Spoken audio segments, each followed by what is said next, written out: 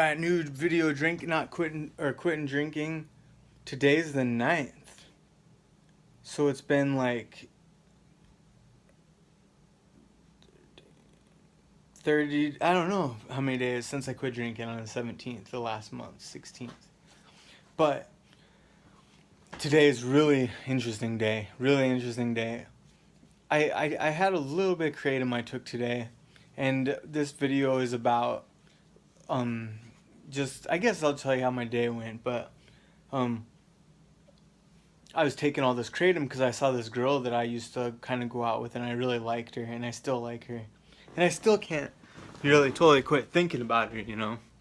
Like, I just always have her kind of on my mind because I didn't want to quit going out with her, but at the time I was just drinking more and more and more, and I just really like drinking, and it really made me totally forget about everything. It just messes your mind up. It totally screws you up, makes you not look at the realistic situations that are happening. It helps you ignore others, and it just doesn't help your life.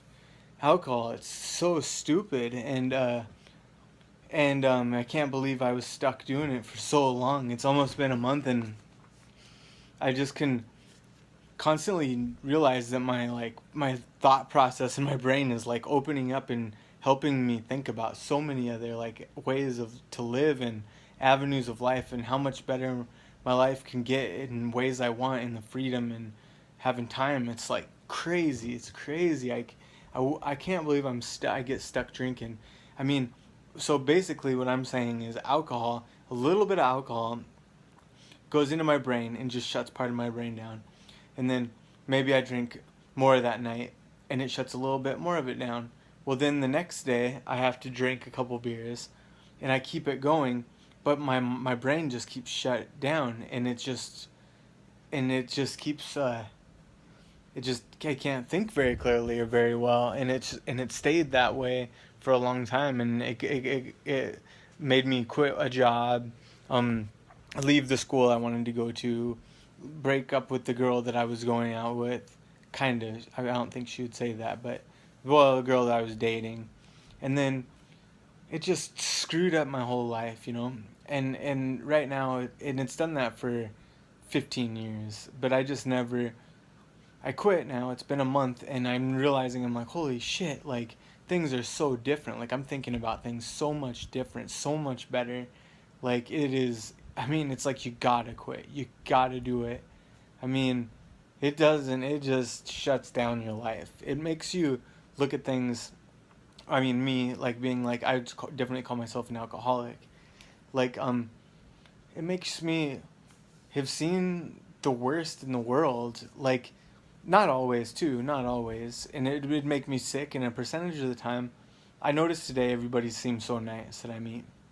And I've always wondered, can you go to a town and tell if somebody's friendly or if the town's not friendly? Well, I can tell that people are friendly, and that it's like they look at me different. And I always thought that would be a hard judgment to tell from a town, because how can you tell by just a few times you meet somebody? Somebody can look at you and think you have dirty clothes on and you're homeless, and react toward you a certain way. Somebody could look at what your skin color is. Somebody could they can judge you by what you look like. If you look clean or dirty. Um, and that's not to say that anybody that's dirty is any worse or better either, but they can derive a judgment from who you are. So when you glance at somebody and you hear a word, you're perceiving them too. And so your own perception of what you see in people and what you see in a place and town and people is really skewed and changed by your feelings and what you feel like at the time. If you feel really great, you might see a place as really great. If you feel really bad, you might see a place as being bad, and you might see people treating each other in a way you wouldn't like. So, my own opinion of a lot of places in Chicago, I can tell, seems really friendly lately, and it's been going on for the month, here and there.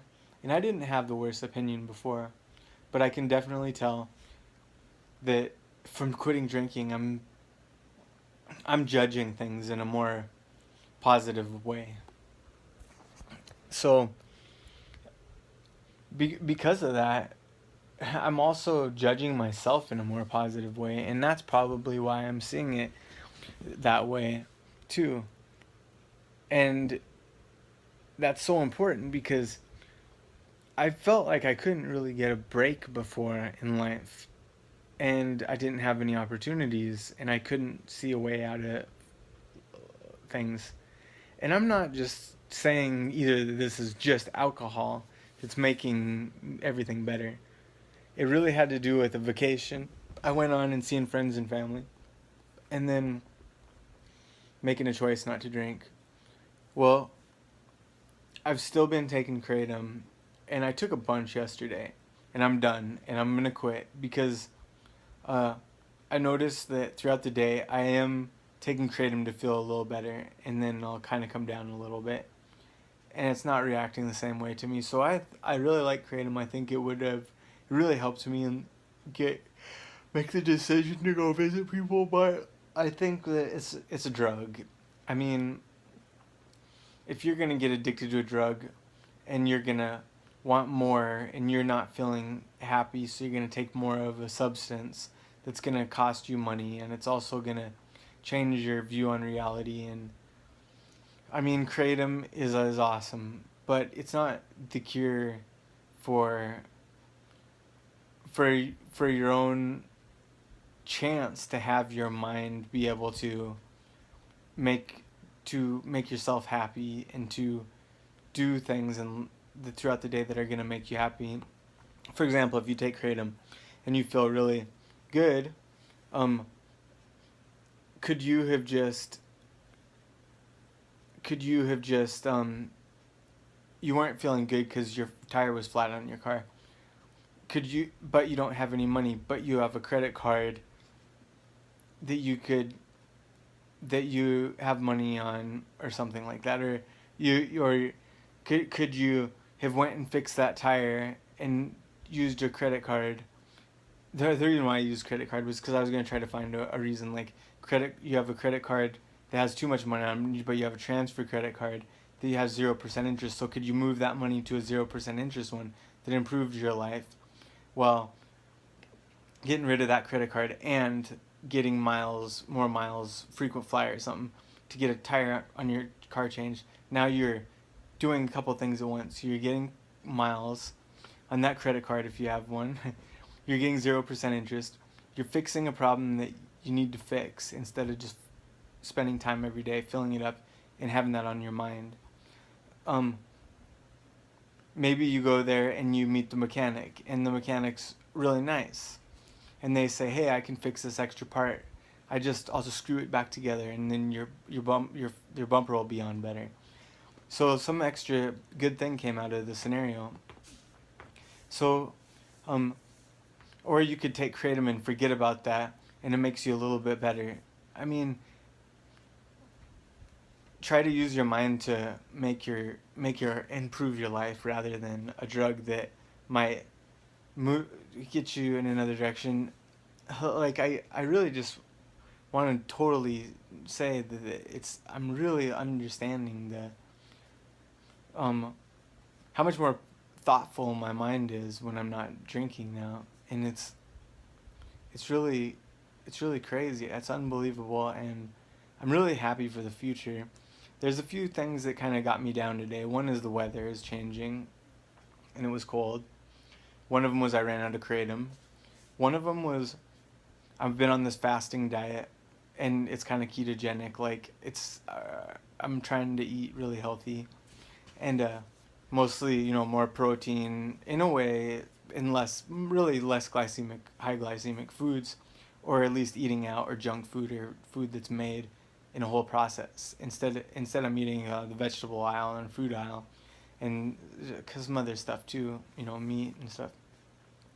But I would totally say anybody trying to quit a drug, try to you're gonna lose weight, you're gonna lose fat. Try to get on a diet. You all have a diet anyway. Try to make that diet better, more healthy. Try to get on. Intermittent fasting has made me have so much more energy today, so much more focused, and it's made me lose a ton of fat and lose a little bit of muscle too. But it's just made me more conscious. I feel like throughout the day, um, and I feel healthier. Um, So I'd say go on a diet like that if you're quitting drinking. So my day wasn't kind of messed up. I took melatonin last night, which makes me depressed naturally usually, but I wanted to sleep good. I slept 13 hours in a row. I started work late. It was rain. It was crappy weather at the end of the night, and my day just went down. Like just was like going. And then it was just like straight. And I was like, man, I feel like crap now. I'm quitting working for the night. I made a list of things I want to do tonight.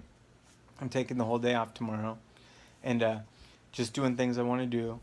And one day off a week. Tomorrow's the slowest day. And I was like, what do I do when a day feels like shit? Or it just turns like that. Sometimes if it's going up and it starts to go down gradually, that's okay. But when it spikes down, you know that you feel crappy. And everybody's gonna have days like that. But what do you do? Well, what I'm gonna do is I'm gonna try to paint. I'm gonna play the piano, try to learn a song on here, and I'm gonna do it for like 20 minutes, both of them. I'm gonna eat tonight because I'm fasting tonight. I'm gonna eat one time a day, and I'm gonna work on all the things I wanted to do. I'm not gonna take the time to just look at Facebook for 2 hours or do any just things that are gonna be pointless. I'm going to do something that helps tomorrow, and I'm going to not give up with my whole thing. I don't feel like lifting weights. I feel really weak. I feel tired, and it's because I slept today. So I need to know that tomorrow I need not to sleep that much. I need to remember that, and not just remember to fix your day for the rest of your life. I'm never going to sleep 13 hours. Maybe I need to heal up. I mean, I don't think it helped. I think it just burnt me out, sleeping that much. But remember the thought that whatever you do has certain consequences that can make you feel a certain way momentarily, like quickly.